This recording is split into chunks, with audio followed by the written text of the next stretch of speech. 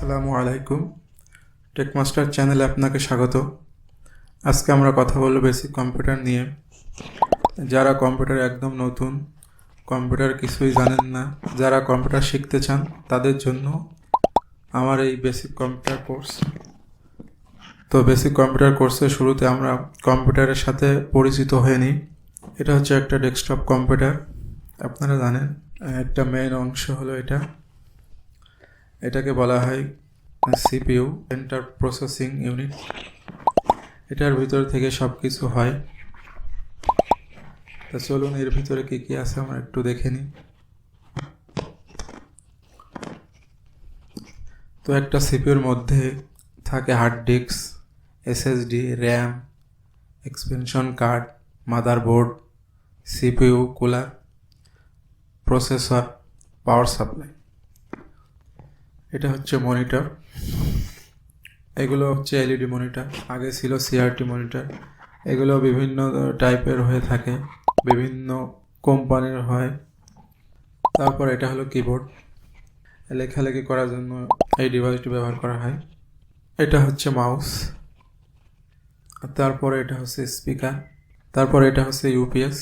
এটার সাহায্যে কারেন্ট চলে গেলে বিদ্যুৎ ব্যাকআপ দেওয়ার জন্য ইউপিএস ব্যবহার করা হয়। এটা হলো প্রিন্টার। আপনি কম্পিউটার কাজ করার পর ইমেজ অথবা যে কোনো ডকুমেন্ট আপনি প্রিন্ট দিতে পারেন। তারপর এটা হলো একটি রাউটার। বর্তমানে মানুষ এখন ওয়াইফাই ব্যবহার করছে। কম্পিউটার পরিচিতি মোটামুটি শেষ। তো চলুন কীভাবে কম্পিউটার অন করতে হয় সেটা দেখব। কম্পিউটার অন করার পূর্বে আপনাকে কেবলগুলো ঠিকঠাক লাগাতে হবে। এটা হলো পাওয়ার সাপ্লাই যে লাইন, সেটা। এখানে আপনার মাউস কিবোর্ডে লাইন দিবেন। এটা ভিজিয়ে কেবল মনিটরে আর পিসির সাথে লাগাতে হবে। এগুলো হচ্ছে ইউএসবি কেবল। এটা হচ্ছে মাইক, এটা স্পিকারের জন্য, এটা ল্যান্ডলাইন। তো এগুলো লাগাবেন। কেবলগুলো ঠিকঠাক লাগানো থাকলে পাওয়ার বাটনে চাপ দিলেই কম্পিউটারটি অন হয়ে যাবে। তো দেখুন এই সিপিইউর পাওয়ার বাটন হচ্ছে এটা।